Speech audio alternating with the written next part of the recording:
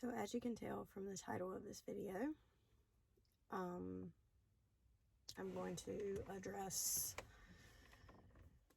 some of the issues surrounding where I've been, why I've been absent, why I've taken a break, why my content has been what it's been, and just what's been going on. As you can see, I'm not in my usual setup. This is not a typical video, so I'm not in my typical setup, and I'm not going to be doing a full face of makeup and putting on my happy face and pretending like this is about products and how to look glam and that kind of thing. This is raw, broken down, legit, real, unfiltered. Just sitting down talking to you like I'm talking to a friend. Before I begin this video, I would like to give a heads up that this video is not advised for children. Trolls and judgmental Judies, step away from the keyboard. Your input, your judgments, your negative feedback are not welcome and will not be tolerated. So there's no point in dishing it out. There will be no filter. We will be discussing topics that could be triggering for some. So I'm giving you a heads up on that. If you do not feel comfortable watching something that may be triggering for those that are depressed, who have a history of depression, disordered eating, self-harm behaviors, or anything of the sort, I would not advise watching this video. So, that being said, let's get started. For those of you that already don't know, I have relapsed. And by relapse, I mean my eating disorder has returned. Self-harm behaviors have returned. And major depression has returned. I have hit a very, very dark place.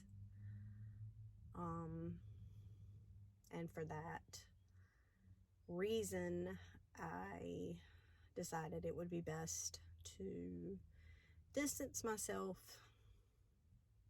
from pretty much everything. I stopped posting on social media. I distanced myself from anyone who I didn't have to have contact with. And just basically cut myself off from the world. I just didn't feel like I needed to burden anyone with anything that was going on with myself. And also, I needed to focus on myself and only myself and my children and, what I have to be responsible for in order to get through this.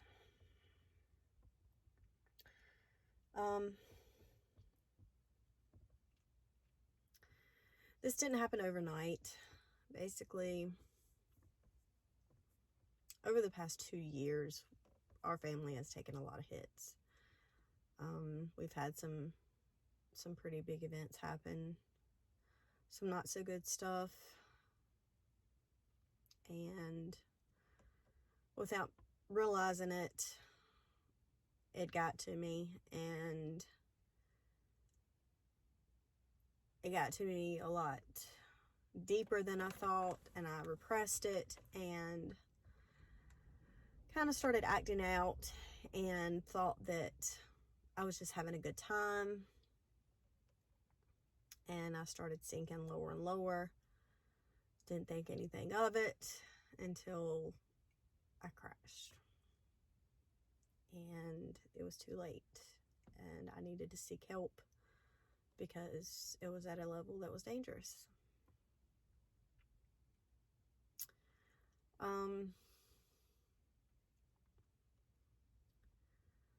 A lot of my past trauma has resurfaced. There have been some things that have triggered that. So,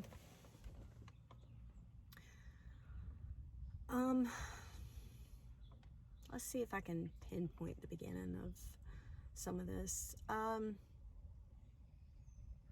Many of you don't know, but when I was very young, at a very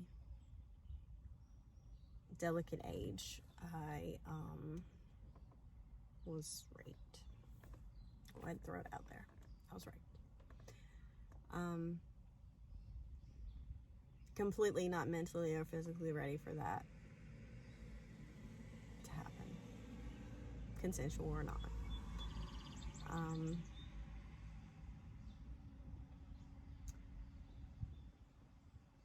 And had some trauma prior to that. A lot of trauma prior to that. That didn't help that.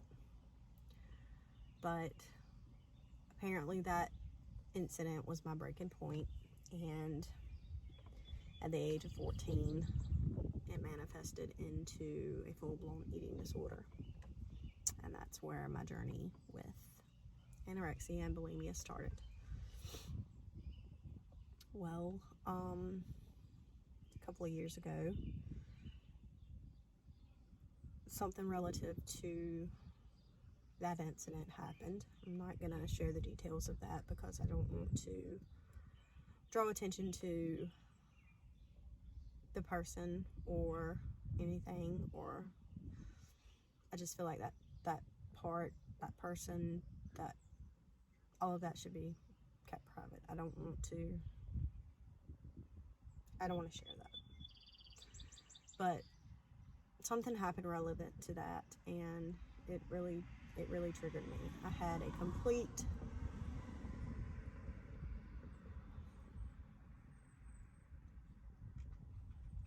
release of all sorts of emotions. I didn't know what to feel. I didn't know how to handle it. I didn't have anybody to talk to that understood, and so I repressed it. And if you're familiar with trauma, that's not good. So keeping that in the back of my head and repressing that and taking more and more hits, my husband got into a terrible car accident. He could have died. I'm not going to share all the details of what happened as a result of that car accident, but basically my husband could have been taken from us. And then we follow it with the year that everyone hated, 2020. And being stuck in a house with 3 kids, trying to virtually teach them and survive a pandemic and keep a part-time job, seeing the things that I saw and working in the environment that I worked in, all while dealing with my own demons. It just broke me. I broke. I was completely done. And without even noticing, I started turning to behaviors, drinking, numbing out, dissociating, acting out, self-harm, not eating. And before I knew it, I had completely relapsed. And when I relapsed, I got deeper and deeper into depression. And I didn't care anymore about anything. I didn't care about the things that used to make me happy. I didn't care about keeping my house clean. I didn't care about going anywhere, doing anything. I was basically living in my own prison. And then it got to the point where I didn't care about myself at all. My kids were the only thing that I cared about, and I was doing the bare minimum just to be present for them and be a mom. I didn't want to get out of bed. I didn't want to live.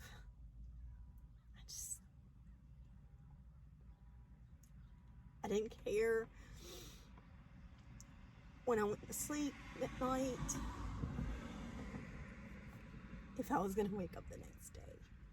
And some nights I wished I wouldn't. That's how low I got. I dropped about 40 pounds. I became very dehydrated, landed myself in the emergency room a couple of times.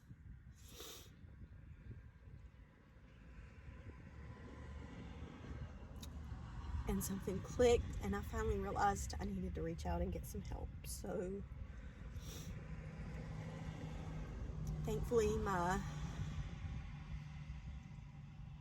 I had enough of my wise mind left to realize that it was time to seek help. So I reached out to my therapist who had treated me prior to this for my eating disorder, and we started working together. And at first things got worse, which is typical when you first start treatment.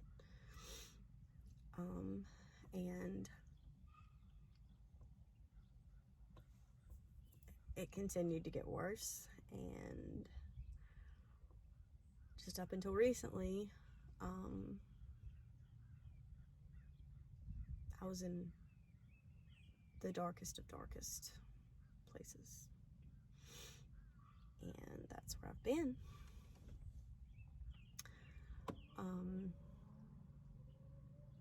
I started seeing a new medical provider and increased my therapy sessions to more frequent sessions, and I have managed to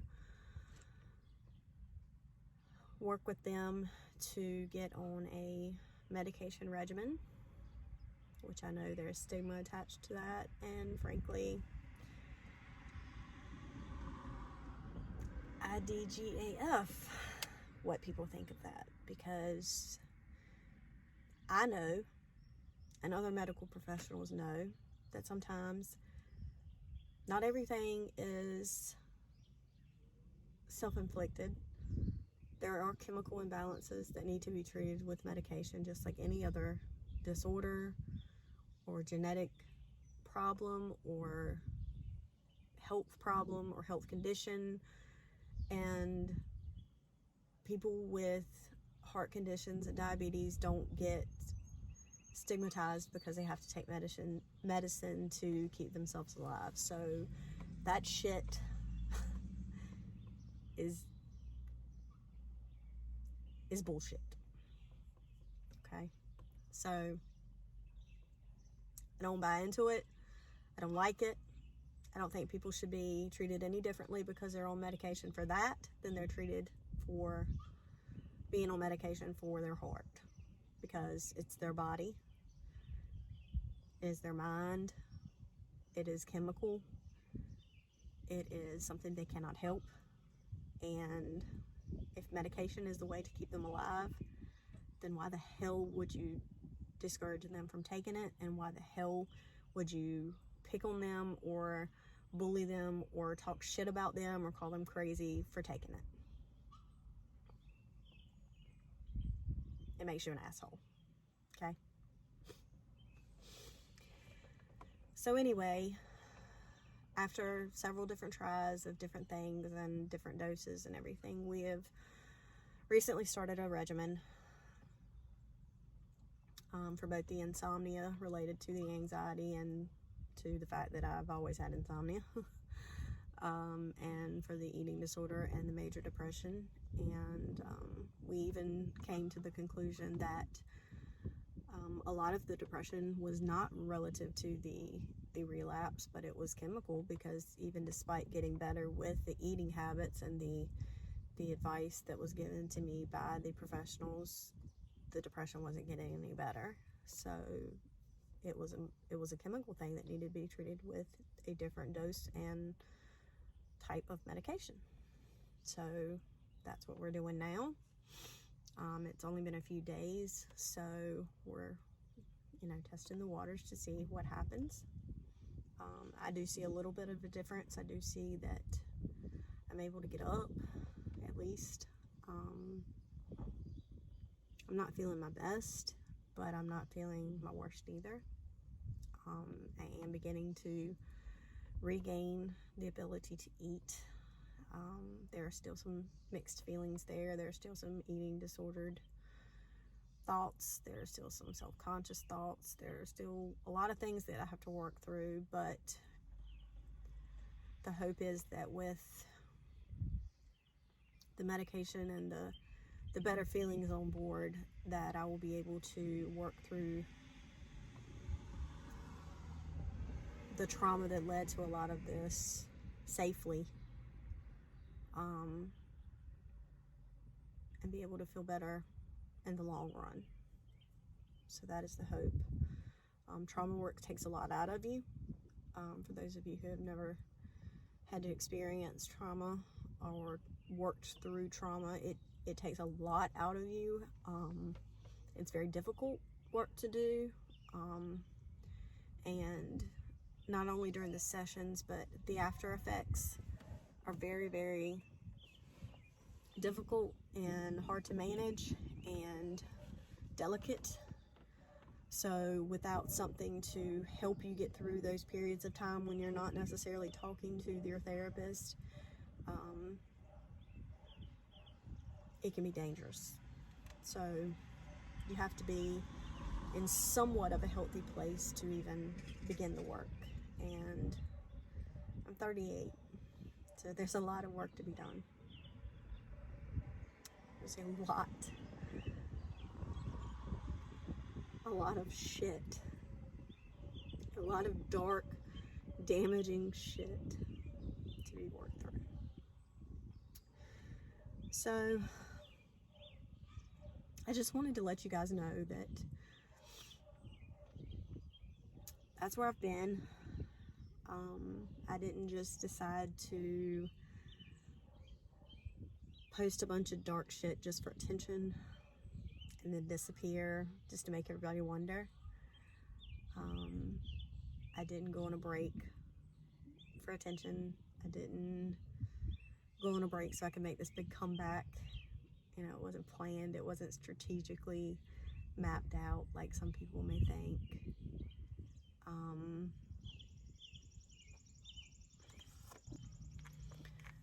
I just did what I physically and mentally needed to do to survive. I didn't feel that being on social media was healthy for me. I didn't feel that I was able to put out quality content. But I feel that now the time is right for me to share.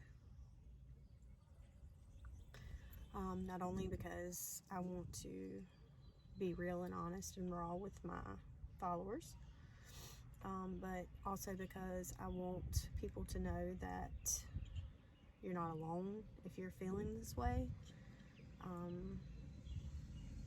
You're not alone if you suffer from these conditions, or if you have to take medicine, that it's okay. It's not a bad thing. It's not something to be ashamed of. If you feel down and depressed, it's okay to reach out for help. It's necessary to reach out for help. It's a good thing to reach out for help. It's a wise decision. it should be commended, not discouraged. And that if and when you do, I'm proud of you. So my plan for the next few videos is to continue to share my progress. I'm hoping to improve, obviously, but I'm going to be raw with you guys and share my journey. I'm going to share the good days, bad days, in between, all of it, and let you see what it's like to recover, because that is my intention. It's not a smooth road. It's not a snap of the fingers and the light switch, you know, kind of thing. There's going to be bumps. There's going to be bad days. There's going to be setbacks. You know, that's recovery. But I feel like being real. I feel like being honest, and I feel like sharing that with you guys. And I hope that you find something to take from it. So my plan is to try to do a weekly video of my progress. I will incorporate makeup and beauty and lifestyle stuff to it. I may do some videos of a makeup tutorial while I talk through what the week's been like. I may do a hair tutorial or something and talk through what the week's been like. Or a review of products and talk through what the week's been like. Or just to sit down and chat with you like I'm doing right now.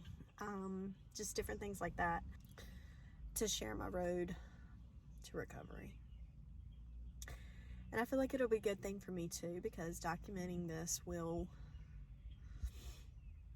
be healthy for me as well, because not only will it make me accountable, but it'll also give me the ability to look back at previous videos and see the progress that I've made. I think it'll be like a video diary of my progress. So I'm looking forward to it, and I hope you are too. And I appreciate you watching and supporting me and being patient with me and sticking with me through everything.